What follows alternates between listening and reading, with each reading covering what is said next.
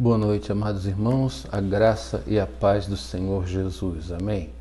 Vamos abrir a palavra do Senhor que se encontra aí em Atos, no capítulo 7.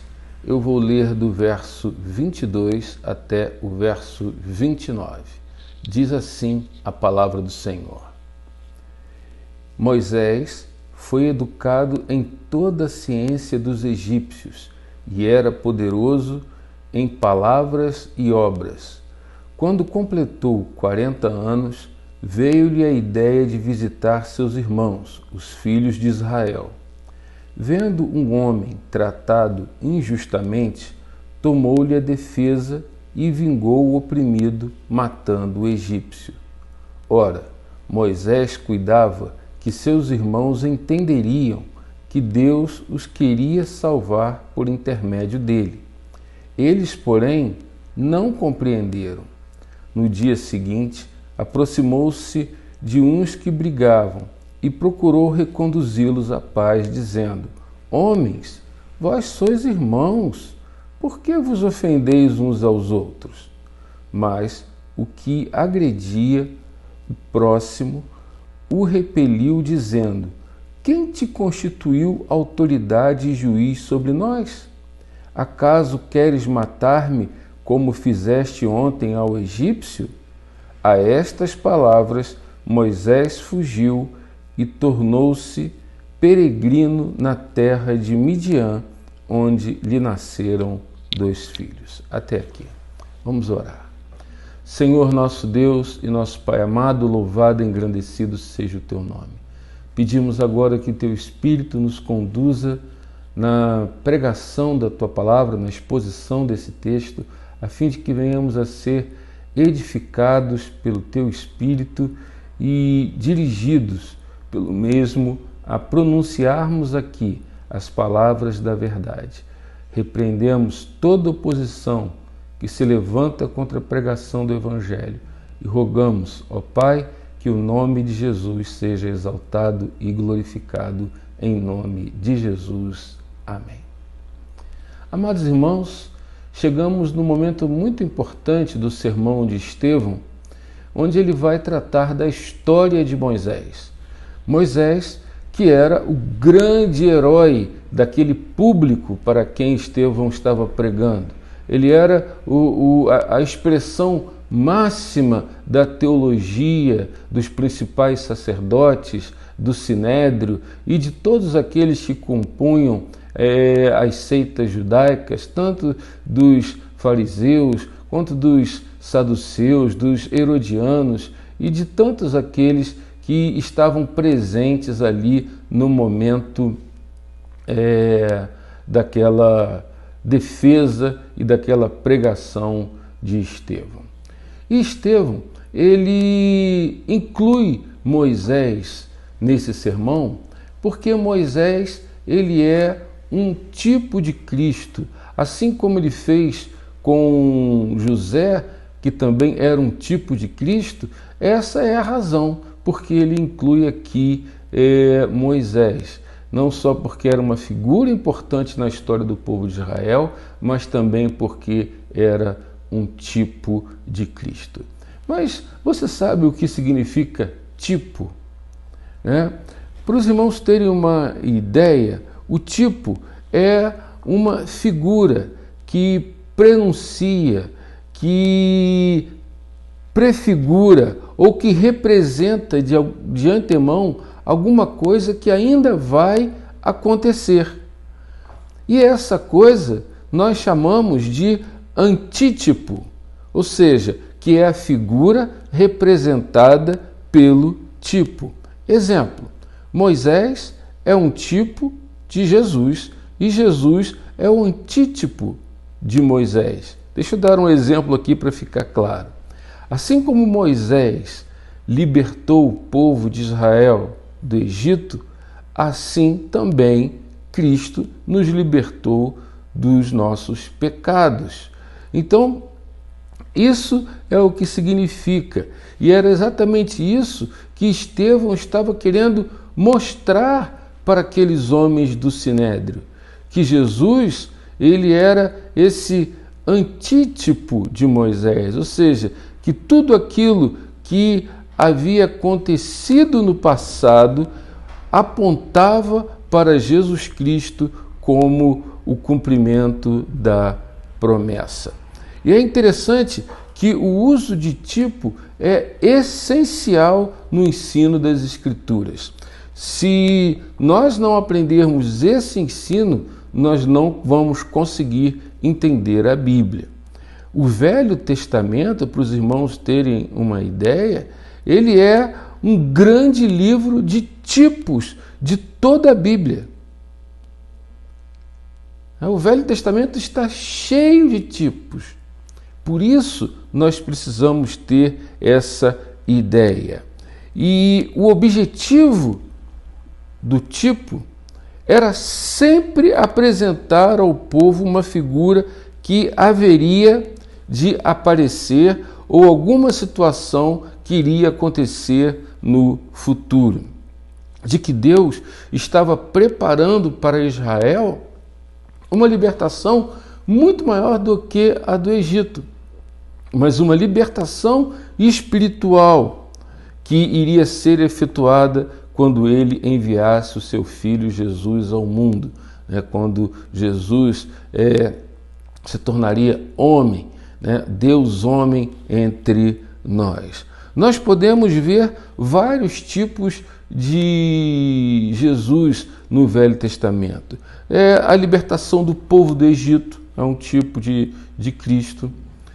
O sacrifício do Cordeiro Pascal, onde mataram o cordeiro, pegaram o sangue, passaram nos umbrais da porta. Aquilo ali era um tipo do que o sangue de Jesus faz por nós.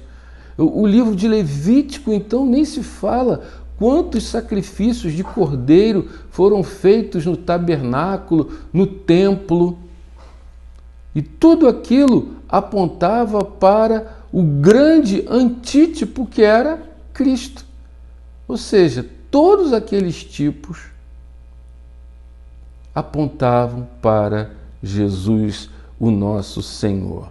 O próprio Moisés reconheceu isso lá em Deuteronômio 18:15, quando ele diz para o povo de Israel: olha, o Senhor teu Deus te suscitará um profeta semelhante a mim, no meio de ti, no meio de teus irmãos. Olha, a ele vocês têm que ouvir, a eles ouvireis. Então, nós temos que ter essa ideia do que significa tipo e antítipo. Então, todos os tipos que nós encontramos no Velho Testamento nada mais são do que o grande antítipo que é Jesus Cristo, ou seja, tudo apontava para Jesus. Tudo o que tem no Velho Testamento que fala sobre redenção, perdão de pecados, libertação, tudo que nós encontramos de Gênesis até Malaquias aponta para o Senhor Jesus. Pois bem, tendo isso em mente, nós podemos perceber como Deus conduziu toda a história de Moisés desde o seu nascimento, desde o momento em que ele é colocado num cesto pela sua mãe, colocado no rio Nilo. Nós vemos como Deus conduz a história para cumprir o juramento feito a Abraão e também para dar prosseguimento ao seu plano redentivo. E nós olhamos que Deus cuida da preservação da vida de Moisés quando ele era um bebê. Ele cuida de Moisés quando a filha de Faraó o adota. Ele cuida da educação espiritual dele. Ele cuida da educação acadêmica dele. Ele prepara e o chama para fazer a sua obra. desde o momento em que ele teve a ideia de visitar o seu povo, desde o momento que ele teve o desejo de fazer o bem-estar ao seu povo, nós podemos perceber que tudo isso era a grande mão de Deus. E a vida de Moisés, ela tem pelo menos 3 estágios: do 0 aos 40 anos, dos 40 aos 80 e dos 80 aos 120 anos. E para cada período desse há um tema, ele é o mesmo, que é o tema, o caminho da libertação. Em todos esses períodos, em todos esses momentos, Deus estava revelando o caminho da libertação. Caminho esse que mais tarde seria manifesto na pessoa de Jesus Cristo, o nosso Senhor. O primeiro aspecto do caminho da libertação foi a preparação espiritual e acadêmica de Moisés, que está aí no verso 20 até o verso 22. E de acordo com o que está escrito em Êxodo, no capítulo 2, do verso 7 até o verso 9, Moisés, quando era criança, ele foi exposto a um enorme perigo de morte. Eu não estou dizendo nem pelo mandato de morte do faraó, porque os seus pais conseguiram esconder Moisés por 3 meses. Mas quando chega a 3 meses em que a situação estava insuportável, Joquebede, a mãe de Moisés, prepara um cesto e o coloca no rio. E esse cesto vai correndo pelo rio. A sua irmã vai acompanhando até que a filha de Faraó manda que a sua criada pegue aquele cesto, resgata Moisés. E aí, Miriam, que era irmã de Moisés, aparece e diz: olha, a senhora não quer que eu chame uma das mulheres para amamentar essa criança? E ela vai lá e chama a sua mãe, que era mãe de Moisés, e aí ela recebe até um salário para cuidar do menino. E esse texto aqui de Êxodo diz que quando o menino já era grande, ela entrega o menino ao filho de Faraó. E a palavra aqui grande, a palavra hebraica, é a palavra gadal, que significa adulto. E por que eu estou ressaltando tudo isso? Para mostrar que Moisés espiritualmente foi educado na doutrina do Deus único, do Deus de Abraão, de Isaac e de Jacó. Que ele recebeu a orientação que toda criança hebreia recebia, que todo menino do povo de Israel, que toda a família orientava os seus filhos no caminho do Deus de Abraão, de Isaac e de Jacó. Culturalmente, havia um comportamento no povo de Israel em que eles celebravam a maioridade dos seus filhos. Fazia uma festa. Para os meninos, essa festa ocorria entre os 10 até os 13 anos, quando eles recebiam a maioridade, e entre as meninas ocorria com 12 anos.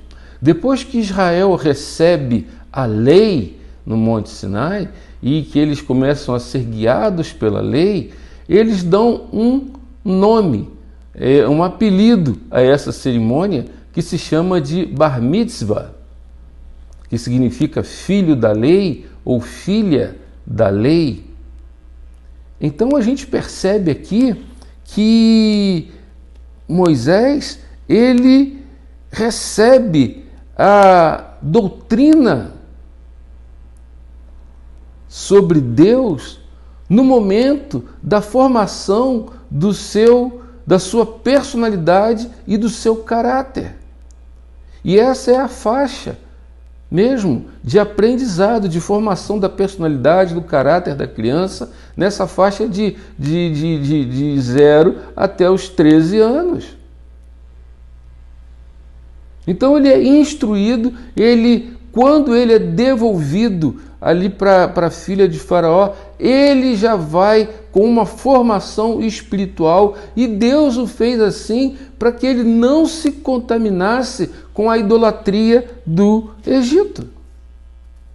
Então, olha o cuidado de Deus, olha a maneira como Deus fez as coisas, como Deus conduziu, né, cada momento da vida de Moisés. E eu quero ressaltar aqui que os que desejam ter filhos e aqueles que já têm filhos nessa faixa etária devem cuidar para que seus filhos recebam toda a educação espiritual para que não se deixem contaminar por esse mundo. A palavra de Deus nos diz em Provérbios, no capítulo 22, verso 6, um versículo que já deve ser conhecido por todos vocês, que diz: ensina a criança no caminho em que deve andar, e ainda, quando for velho, não se desviará dele. Então, foi muito importante para Moisés receber aquela educação espiritual, antes de ser entregue para receber a educação acadêmica no Egito. É muito importante que você cuide dos seus filhos, enquanto você ainda tem com eles ensine a doutrina do Deus único, do Senhor Jesus, da palavra de Deus, de que é o único caminho, a única verdade, a única vida, porque quando ele for velho, essa instrução vai lhe servir para a salvação, para lhe abrir os olhos no momento certo. Mas Deus também, além da educação espiritual, permitiu que Moisés tivesse a melhor educação da época, a melhor faculdade, o melhor ensino médio, tudo que você possa imaginar de melhor, de cultura, o Egito possuía. E Deus permitiu que Moisés fosse educado com todo aquele conhecimento, porque um dia Deus iria usar todo aquele conhecimento para que Moisés confrontasse Faraó e seus sábios. Olha, se você que está me ouvindo tem tido a oportunidade de ter uma boa formação, não negligencie isso. Se você tem tido a chance de ter acesso a uma boa formação acadêmica, entenda que Deus está permitindo isso porque Ele está preparando você, porque um dia Ele vai querer usar esse conhecimento para a glória dEle. Por isso, não jogue fora o que você já conquistou, porque não foi por acaso que Deus permitiu que você fizesse tantas coisas, que você conquistasse tanto conhecimento para ficar aí guardadinho, para que você possa botar na parede aí o seu diploma. Não foi para isso não. Foi porque Ele quer usar esse conhecimento para a glória dEle e você não pode engavetar isso.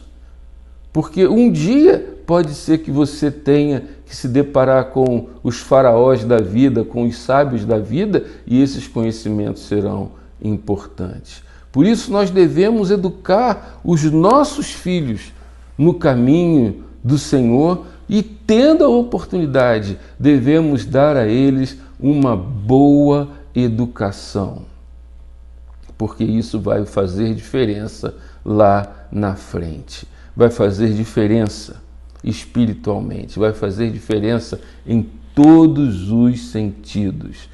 Se a parte espiritual for bem feita, nós podemos ficar tranquilos quando os nossos filhos forem para as faculdades ou quando eles tiverem que ser liberados nesse mundo aí perdido, nesse Egito espiritual, né, para que eles não se desviem do caminho do Senhor. Infelizmente, muitos filhos de crentes, quando são soltos no mundo, se desviam de Deus. E apesar de todo o esforço dos seus pais, de ter ensinado o caminho de Deus, de todo o esforço de ter dado exemplo para eles, mesmo assim eles se desviaram. A nossa grande esperança é que, assim como Moisés foi despertado por Deus no momento certo, Deus também desperte os nossos filhos para toda a educação que nós lhes demos no caminho de Deus, para todo o exemplo que nós lhe demos. Bom, essa é a primeira parte do caminho da libertação. Deus foi aquele Deus da preparação. E agora, o segundo aspecto do caminho da libertação é o caminho da ação de Deus no coração de Moisés. E está aí no verso 23, a parte A do versículo. Olha aí na sua Bíblia. Quando completou 40 anos, veio-lhe a ideia de visitar seus irmãos, os filhos de Israel. No momento eu quero explorar essa palavra ideia. E a pergunta que nós temos que fazer é: quem foi que colocou essa ideia no coração de Moisés? A resposta lógica é: foi Deus. Foi o Senhor que colocou essa ideia no coração dele. Foi Deus que o moveu para visitar o seu povo. E é desta forma que Deus age em nós, que age em nosso coração. Eu quero lembrar aos irmãos que na época de Moisés não havia Bíblia. Havia uma tradição oral que foi passado de Abraão para Isaac, para Jacó, para os seus filhos, e foi passando até chegar à família de Moisés e chegar a Moisés. Mais tarde, Moisés iria escrever essa tradição oral. E hoje nós temos as Escrituras para falar aos nossos corações. E muitas vezes Deus traz a ideia ao nosso coração quando nós estamos lendo a Bíblia. Quando nós estamos aqui meditando nas Escrituras e surge o desejo, é Deus que traz essa ideia. Mas o fato é que o coração de Deus, de Moisés, estava nas mãos de Deus. O fato é que o seu coração, o coração do seu filho, está nas mãos de Deus. Esse texto, traduzido literalmente, significa: e subiu ao coração o desejo. O desejo. E nós encontramos, queridos, na Bíblia, vários textos que falam sobre isso. Eu separei alguns deles aqui, principalmente em Provérbios, capítulo 16, do verso 1 até o verso 2, também o verso 9, Provérbios capítulo 21, verso 1, que eu quero ler para vocês aqui, que diz assim, o verso 1 e o verso 2 do capítulo 16. O coração do homem pode fazer planos, mas a resposta certa dos lábios vem do Senhor. Todos os caminhos do homem são puros aos seus olhos, mas o Senhor pesa o espírito. Agora o verso 9. O coração do homem traça o seu caminho, mas o Senhor lhe dirige os passos. Agora o verso 21 diz: como ribeiros de água, assim é o coração do rei na mão do Senhor. E este, o Senhor, segundo o seu querer, o inclina. O nosso coração está nas mãos do Senhor. Em Neemias capítulo 7, verso 5, diz que o Senhor colocou no coração de Neemias o desejo de registrar a genealogia de todos aqueles que foram levados para a Babilônia no primeiro cativeiro. É Deus quem move, quem age, quem coloca no nosso coração. Foi Deus que colocou no coração de Moisés aquela ideia. Esses impulsos, essas ideias, esses desejos de fazer algo para a glória de Deus não vêm de nós mesmos. É Deus que coloca no nosso coração. Ninguém acorda depois de uma noite muito bem dormida e diz: eu hoje vou ser pastor, não, eu vou ser um missionário, um presbítero, um evangelista, um diácono. Não, hoje eu vou para o seminário. Não tem como. Não é você que escolhe isso. E nem pode dizer, nem tem poder para dizer: quer saber de uma coisa? Eu vou gozar bem esse mundo, bem os prazeres desse mundo, e quando eu for velhinho, aí sim eu vou me tornar um crente. Bobagem! Isso não está nas tuas mãos. É Deus quem te chama, é Ele quem te comissiona. E quando Ele chama, esse chamado é irresistível. É irresistível. E quando você tenta fugir desse chamado, Ele vai atrás de você. O Senhor Jesus, quando chamou Paulo, disse para ele: olha, dura coisa é recalcitrares. Ou seja, oferecer resistência para obedecer contra os aguilhões, que era uma lança que tinha uma ponta afiada que servia para perfurar os animais quando eram conduzidos como rebanho, ou para ferir pessoas. Quando nós queremos fugir, o Senhor vem atrás de nós, muitas vezes com esses aguilhões da aflição e do sofrimento, para nos conduzir para a vocação e para o chamado que Ele tem para nós.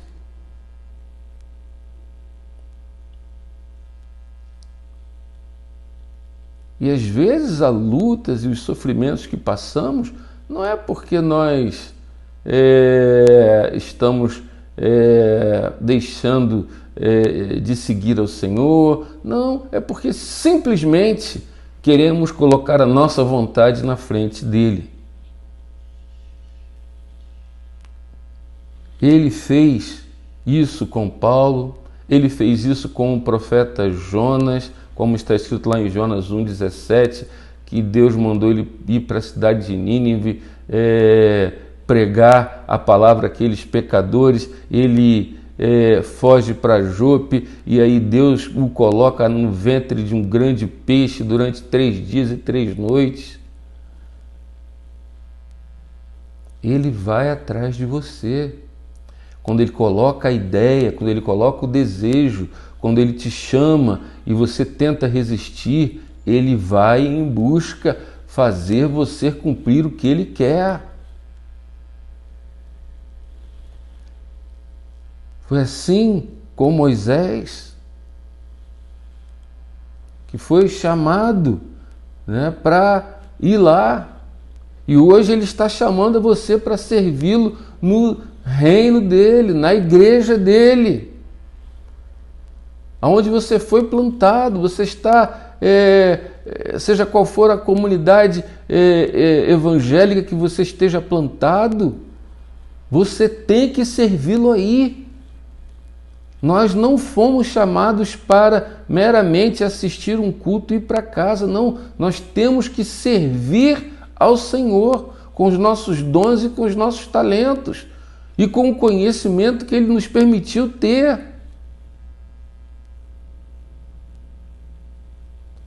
Essa ideia é uma ideia da qual nem eu nem você podemos fugir. E por que não podemos fugir? O próprio Senhor advertiu os discípulos lá em Lucas, no capítulo 10, verso 2, quando Ele disse: olha, a seara é grande mas os trabalhadores são poucos. Rogai, pois, ao Senhor da seara que mande trabalhadores para a sua seara.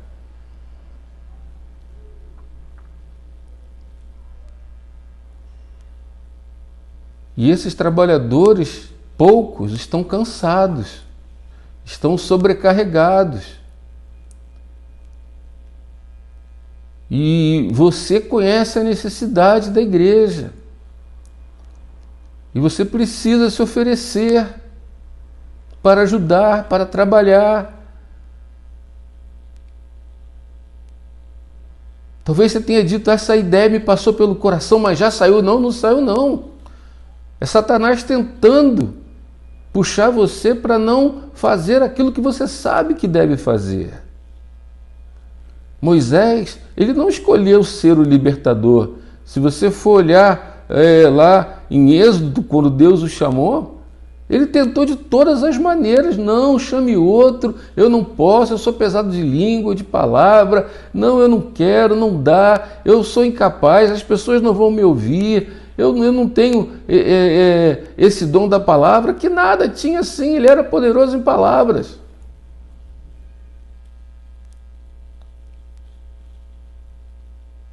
Olha, você pode explicar muita coisa, mas não vai justificar nada para Deus, porque quando Deus quer, é impossível resistir à sua vontade. E Ele quer que você venha servi-lo, que você venha a fazer a vontade dEle para a glória de Jesus. Que você venha a fazer a grande diferença. Jesus, Ele veio, Ele diz, eu não vim de modo próprio, mas o Pai me enviou. Ou seja, Ele diz, Senhor, não seja feita a minha vontade, mas a tua. Então, não há como resistir a essa vontade. Ele foi chamado para fazer algo. Agora, sabe qual é o grande perigo que nós corremos? É quando nós queremos fazer algo para o qual nós não somos chamados para fazer. Então, pare de fazer aquilo do qual você não foi chamado para fazer e comece a fazer aquilo para o qual Deus chamou você para fazer. Esse é o que é revelador. Fazer o que Deus te chamou para fazer e não aquilo que você quer fazer. Agora, um terceiro aspecto desse caminho da libertação é a visitação de Deus através da instrumentalidade de seu servo, no caso Moisés. E eu quero ler de novo aqui o verso 23. Diz assim, quando completou 40 anos, veio-lhe a ideia de visitar seus irmãos, os filhos de Israel. Bom, agora aqui eu não quero explorar mais a questão da palavra ideia, e sim da palavra visitar. Este era o caminho para Moisés, o caminho escolhido por Deus. Moisés, ele tinha a consciência de que Deus queria usá-lo. É sério. Ele tinha essa consciência antes de visitar de que Deus queria usá-lo. Alguma coisa aconteceu entre a ideia e a visitação dele ao povo de Israel, aos seus irmãos. É interessante que o escritor de Hebreus nos revela o que aconteceu aí no capítulo 11 de sua epístola, no verso 4 e até o verso 26. Ele diz assim, pela fé, Moisés, quando homem já feito, recusou ser chamado filho da filha de Faraó, preferindo ser maltratado junto com o povo de Deus a usufruir prazeres transitórios do pecado, porquanto considerou o opróbrio de Cristo por maiores riquezas do que os tesouros do Egito, porque contemplava o galardão. Olha só, Moisés, quando o homem já feito, quando ele já tinha 40 anos. Então, quando entre a ideia e a visita, houve um espaço de tempo onde Moisés se converteu. E aí ele demonstra uma preferência. Ele preferiu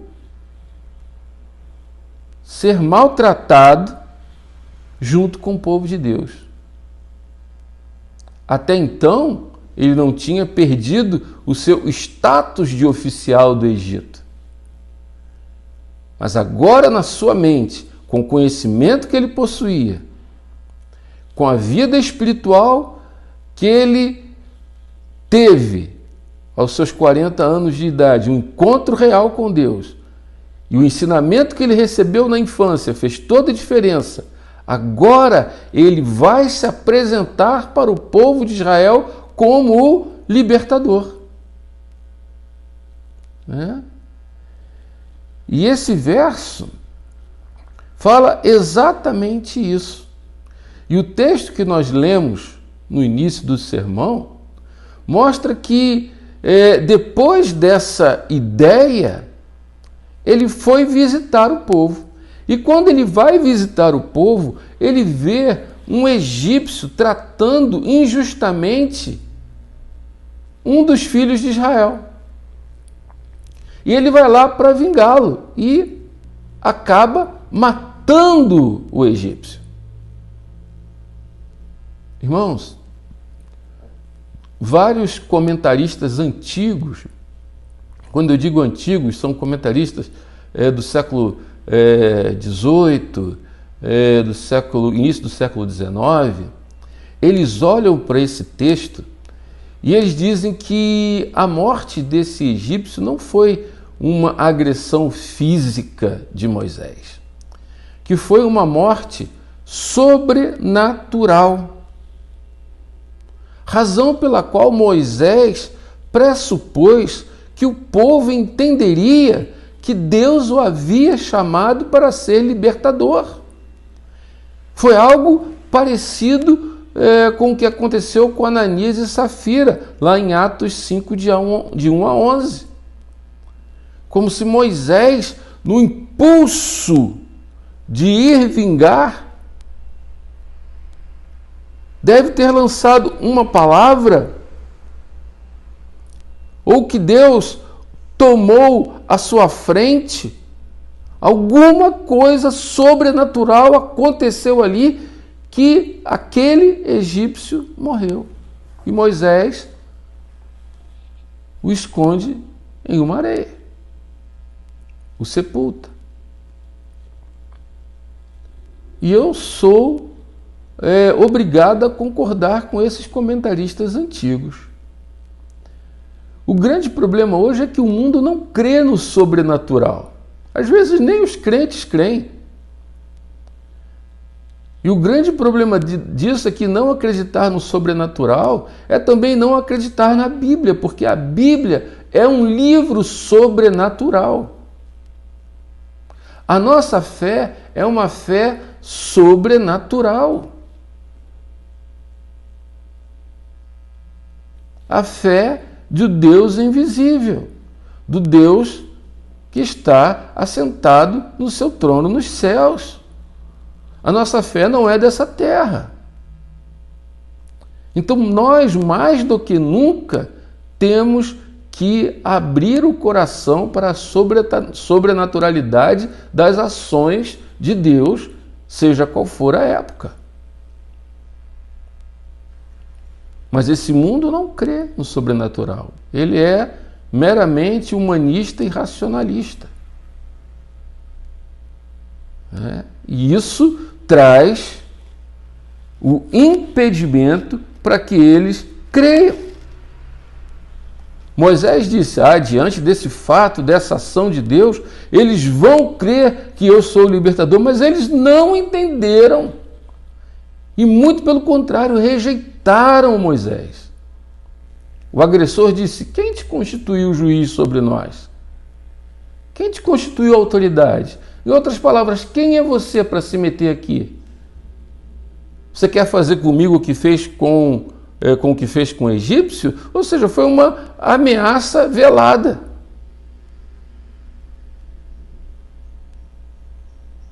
E assim era o que Estevão estava tentando mostrar.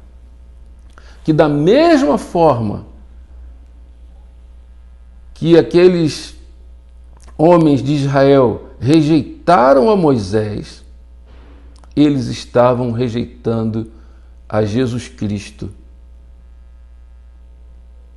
que era aquele que estava cumprindo o juramento feito a Abraão e o plano redentivo de Deus. Eles não entenderam, este mundo não entende. Não entendem. E nós precisamos pedir que Deus abra o entendimento dessas pessoas, para que possam crer em Jesus Cristo.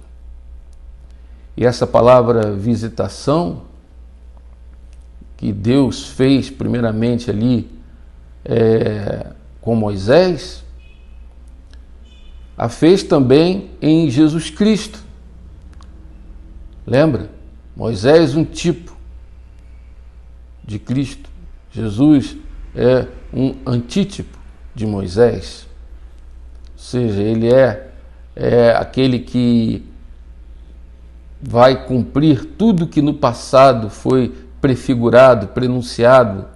Tudo estava centrado em Cristo.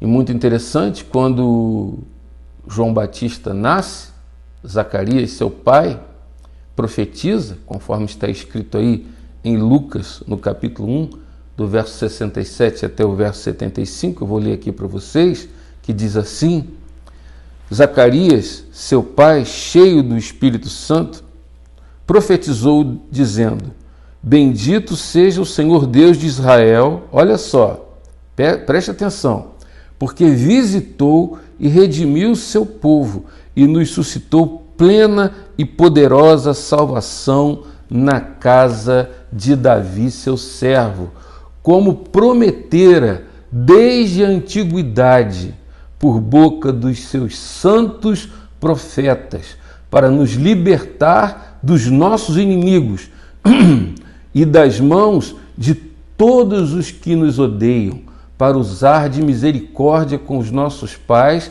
e lembrar-se da sua santa aliança e do juramento que fez a Abraão, o nosso pai, e conceder-nos que, livres das mãos de inimigos, o adorássemos sem temor, em santidade e justiça perante ele todos os nossos dias. Mas, infelizmente, eles não entenderam e rejeitaram a Moisés, e não somente não entenderam, e também rejeitaram o Messias, o Senhor Jesus, e o Senhor Jesus igualmente profetizou que as consequências daquela rejeição do sinédrio, dos principais sacerdotes, do povo de Israel, à sua pessoa. Olha o que Jesus disse em Lucas 19, verso 42 até o verso 44.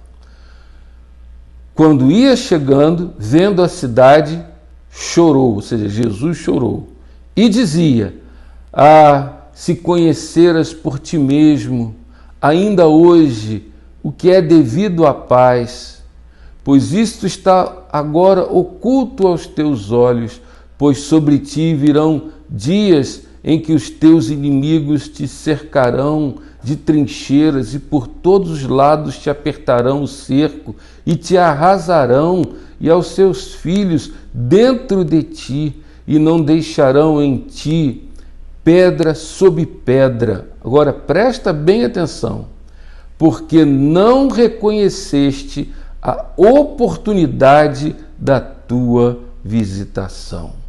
Olha aí o aguilhão. E isso aconteceu, sabe quando? No ano 70 depois de Cristo, quando o general Tito destruiu Jerusalém e ainda sacrificou um porco no altar separado para eles, na sacrifício feito ao Senhor. Ele profanou, destruiu tudo. E tudo isso aconteceu porque o povo de Israel não reconheceu o dia da sua oportunidade, o dia de sua visitação.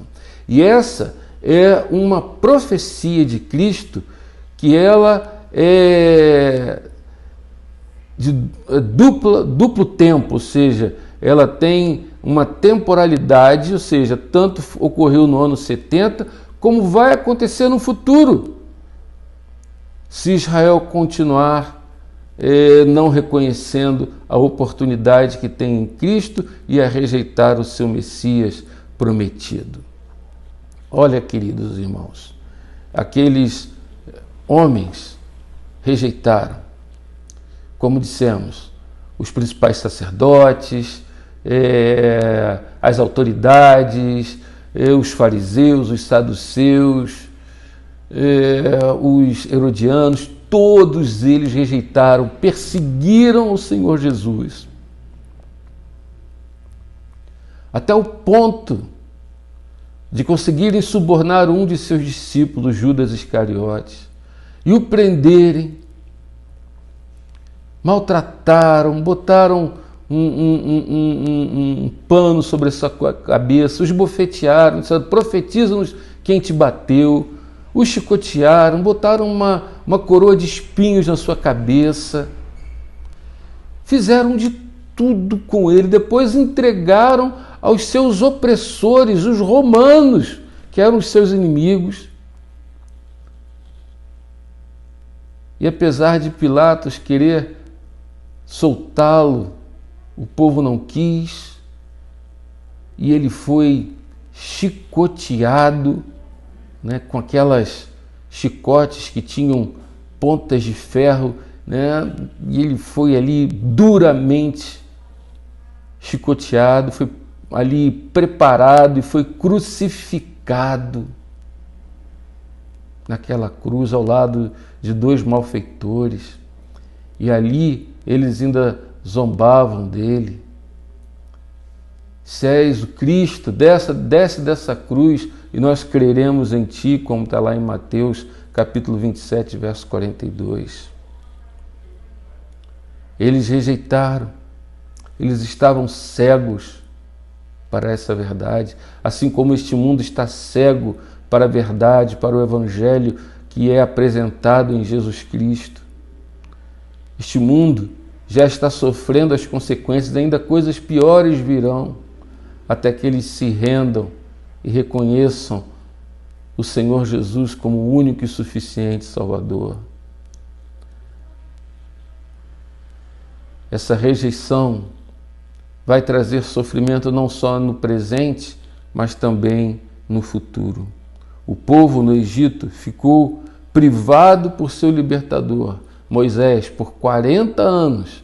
E Deus planejou a volta de Moisés 40 anos depois, e também planejou a volta de Cristo no tempo determinado, tempo que ninguém sabe. E ele vai voltar, e os sinais estão aí de que Jesus Cristo está voltando para buscar aqueles que creem e para buscar a sua igreja. Moisés também teve que fugir, para salvar sua vida, mas voltou.